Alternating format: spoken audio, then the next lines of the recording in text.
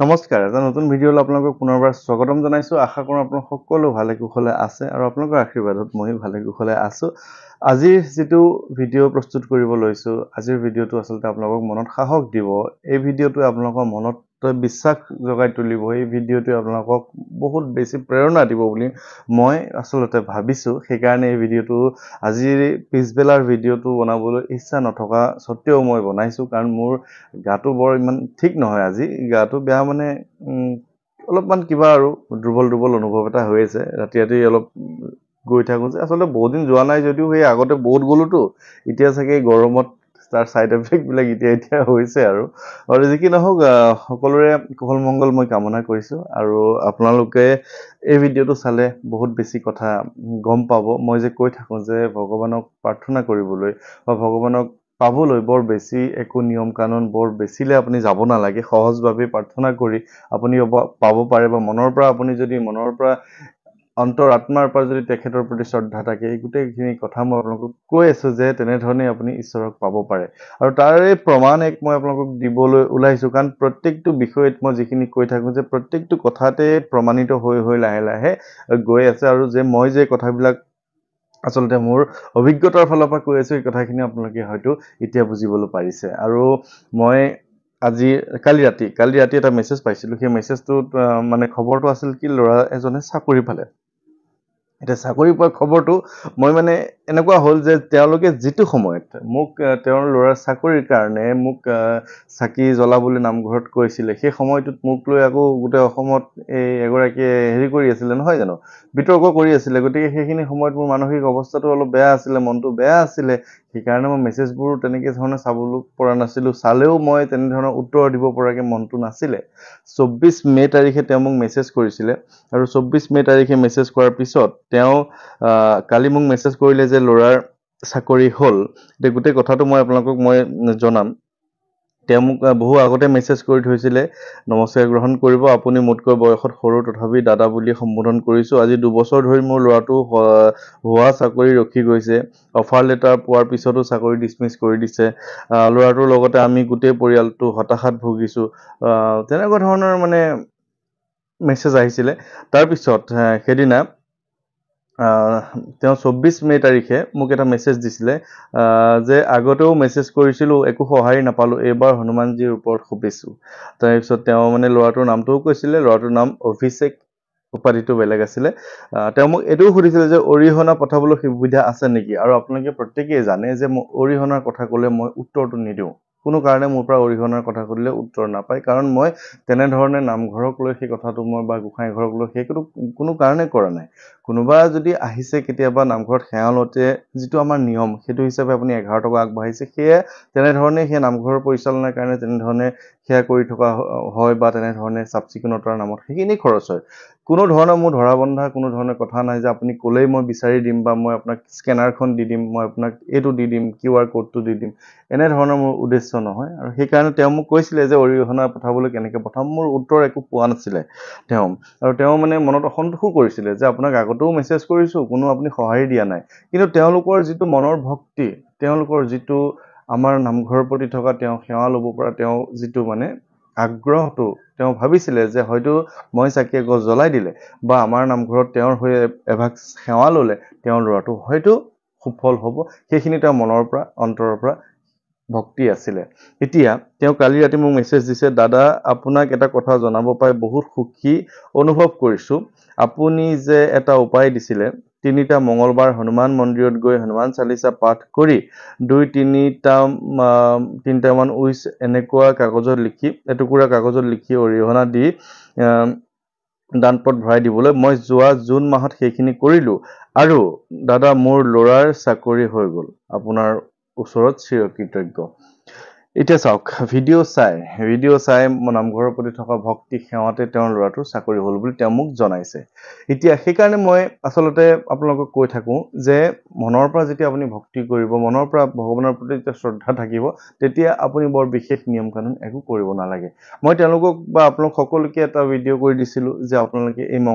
মঙ্গলবাৰ কেইটাত কেনে ধৰণে কৰিব এই কেনে ধৰণে কৰিব সেই উপায় কেইটা কৰিয়ে তেওঁলোকৰ চাকৰি পাইছে আৰু এগৰাকী লোনৰ পৰা মুক্তি পাইছে বা বিভিন্ন এজনে এই মঙ্গলবাৰ কেইটাৰ কথাখিনি কৈ পেলাই মোক মেছেজ কৰিছে ভাল লাগিছে কিন্তু তাৰ আগতে তেওঁ মোক যে কৈছিলে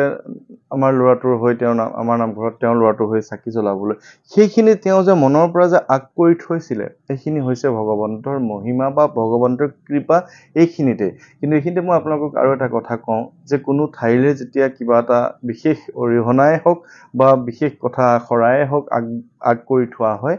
আপুনি যেতিয়া সুফল লাভ কৰে বা আপোনাৰ যেতিয়া ফলাফল ভাল হয় আপোনাৰ যেতিয়া মনৰ ইচ্ছাটো পূৰণ হয় সেই নামঘৰ ভাগে হওক বা সেই মন্দিৰ ভাগলৈ আহি সেৱা লোৱাটো কিন্তু প্ৰয়োজন আপোনালোকে নিশ্চয় জানে মই যেতিয়া মোৰ ল'ৰা হোৱাৰ আগে মই মানে তেনেধৰণে ঢকুৱাখানাৰ বাসুদেৱ থানত নৰুৱা সত্ৰত মই আমি দুইজনে সেৱা হেৰি কৰি থৈছিলোঁ আৰু যে আমি যদি হয় তেনেহ'লে সেৱা ল'মগে ঠিক তেনেকৈ যেতিয়া ল'ৰা হৈছিলে বহুত বছৰ আমি তেনেকৈ 2-3 বছৰ যোৱাও নাছিলোঁ কিজানি তাৰপিছত যেতিয়া মই সুবিধা হৈছিলে মই তাত গৈ সেৱা ভাগ লৈ আহিছিলোঁ আৰু আপোনালোক প্ৰত্যেকেই যিসকল লোকে মোক আপোনালোকৰ হৈ সেৱা ল'বলৈ কৈ থাকে বা তেওঁলোকে প্ৰাৰ্থনা কৰিবলৈ কৈ থাকে বহুতেতো আপোনালোকে দেখিছে যে সুফল লাভ কৰিছে বহুতে বিভিন্ন ধৰণৰ ফলাফল লাভ কৰিছে কিন্তু কথাটো এনেকুৱা সুফল হোৱাৰ পিছত তেওঁলোকে যিভাগ নামঘৰ হওক যিভাগ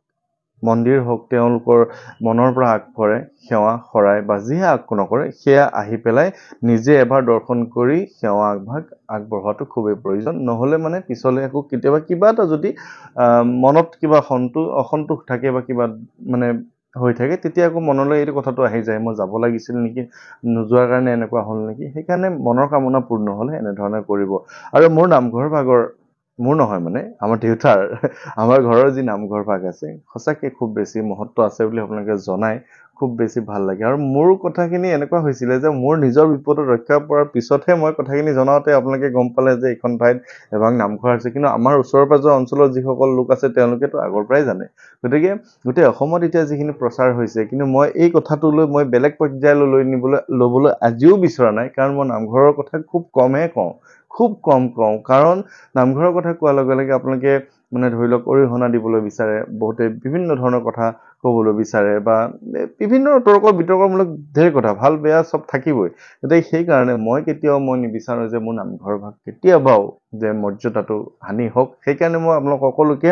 জনাওঁ যে আপোনালোকে পাৰিলে আহক আহিলে নিজে সেৱা কৰিব দেউতাক লগ পাব আশীৰ্বাদ ল'ব কেতিয়াবা দেউতা নাথাকিলে নিজেও সেৱা ভাগ লৈ যাব পাৰিব একো কথা নাই আপোনালোকে আহক সেৱা ল'ব আৰু তেনেধৰণে বহুতে সুফল পাইছে বিশেষকৈ কাৰোবাৰ যদি বিষ বেমাৰ হৈ থাকে খুব বেছি প্ৰমাণী তেওঁলোকে মোক জনায় গতিকে কি পাইছে ফলাফল কি নাই পোৱা তেওঁলোকেহে জানে যিসকল ভক্ত যিসকলে শৰাই দিবলৈ আহে যিসকলে সেৱা কৰিবলৈ আহে তেওঁলোকেহে জানে মই মোৰ নিজৰ ফালৰ পৰা কৈ থকা নাই তেওঁলোকে কোৱাৰ কাৰণেহে মই আপোনালোকক খবৰটো দিওঁ গতিকে এই যে মই কেতিয়াবা ফোন নধৰিলে মই যে কেতিয়াবা মেছেজটো নাচালে আপোনালোকে যে কয় যে আপুনি মেছেজ নাচালে যে আপুনি আমাক গুৰুত্ব নিদিয়ে আপুনি অমুকহে তমুকহে সেইটো কথা নাই আপুনি যে মনৰ পৰা ভাবিছে এই নামঘৰ ভাগত সেৱা ল'ম আশীৰ্বাদ ল'ম সেইখিনি বহুত আপুনি মোক লিখি দিয়া মনৰ পৰা ভাবিছে আপোনাৰ সেৱা আমাৰ নামঘৰ ভাগত আহি পাইছেহি এতিয়া ইয়াৰ পৰাই আমি কেতিয়াবা মাতা বৈষ্ণৱ দেৱী সেৱা নকৰোঁ জানো ইয়াত থাকি আমি বেলেগ এভাগ ঢেকীয়াখোৱা নামঘৰত সেৱা নকৰোঁ জানো মই ইয়াত থাকি নৰুৱা সত্ৰ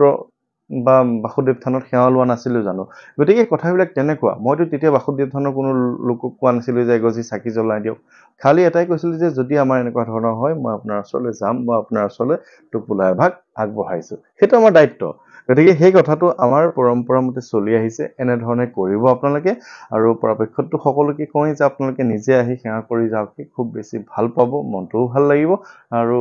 নামঘৰ গোসাঁই ঘৰ বা তেনেধৰণে মন্দিৰত গ'লেও মনটো পবিত্ৰ লাগে গতিকে এনেকুৱা হৈছে যে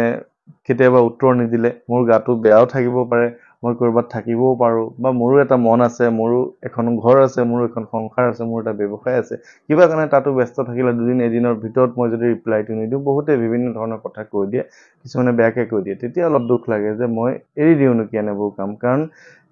মই আজি গাটো বেয়া কাৰণে শুই থকাৰ কাৰণে বেলেগ এজনে গম নাপায় মোক টানকৈ কৈ দিছে আপুনি বাহাদুৰ হৈছে আপুনি অহংকাৰ হৈছে কেতিয়াবা মই ভাত খাই আছোঁ ফোনটো ধৰা নাই তাৰ পিছৰ পৰা ফোনটো ৰিচিভ কৰিলে আপুনি এনেকুৱা তেনেকুৱা আপুনি ফোনে ৰিচিভ নকৰে তেনেকুৱা ধৰণৰ বহুত কথা আছে কেতিয়াবা সেইকাৰণে মন ভাবোঁ যে সমাজৰ কাম বা সমাজৰ বাবে আগবাঢ়ি অহাটো ইমান বেছিও সহজ নহয় বহুত বেছি প্ৰত্যাহ্বান বহুত বেছি কষ্ট বহুত বেছি কথা শুনিব লাগে তথাপিও বহুতে মোক আশীৰ্বাদ দিছে আপোনালোকে আপোনালোকৰ আশীৰ্বাদ মৰম চেনেহত আজি এই মুহূৰ্তলৈকে আগবাঢ়ি গৈছো লগতে ভাল খবৰটো দি দিওঁ মই অহা পৰহিলে বুধবাৰলৈ হাজোৰ মাধৱ মন্দিৰ চাবলৈ গৈ আছো হাজোৰ মাধৱ মন্দিৰত যদি কোনো লোকে